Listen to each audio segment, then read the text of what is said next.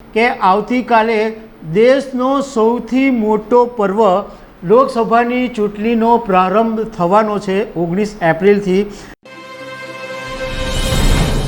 નમસ્કાર દર્શક મિત્રો, ચૂંટણી પંચે લોકસભા 2024ની ચૂંટણીની તારીખો જ્યારે જાહેર કરેલી ત્યારે કીધેલું કે 7 તબક્કાની ચૂંટણી થવાની છે અને પહેલા તબક્કાની ચૂંટણી 19 એપ્રિલથી થવાની છે।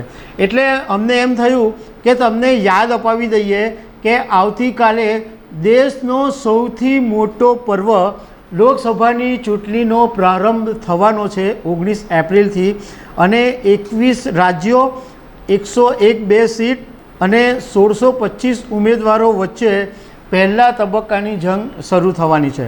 તો એના વિશે તમારી સાથે વાત કરીશું। મારું નામ રાજેશ શાહ છે અને તમે જોઈ રહ્યા છો ખબર છે.com।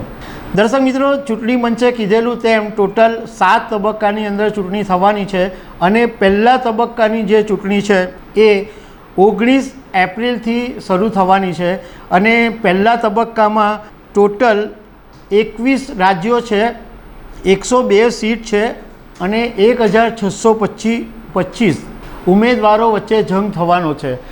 ભારતની લોકસભાની ચૂંટણી એ દુનિયાની સૌથી મોટી ચૂંટણી તરીકે કહેવાય છે અને અહીંયા આગળ આ લોકસભાની ચૂંટણી એટલે એક જાતનો ઉત્સવ હોય છે।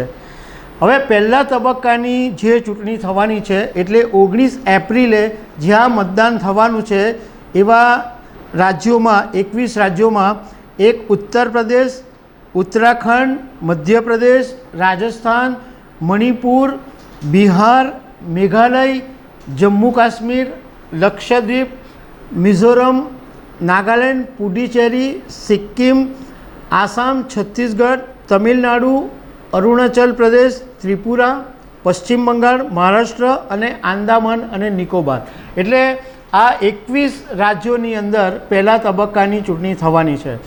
અમે ખબર છે.com તરફથી તમને એક વિનંતી કરીએ છીએ કે મતદાન કરવાનો તમારો અધિકાર છે, તો મતદાનના દિવસે અવશ્ય મતદાન કરજો, કારણ કે એ આપણો અધિકાર છે અને જે નવા વોટર્સ છે કે જેમને પહેલી વખત રાઇટ મળ્યો છે એ યુવાનો પણ અવશ્ય મતદાન કરે, કારણ કે લોકસભાની ચૂંટણીમાં વ્યક્તિનો અધિકાર છે વોટ આપવાનો અને એ અધિકારનો આપણે ઉપયોગ કરવો જ જોઈએ।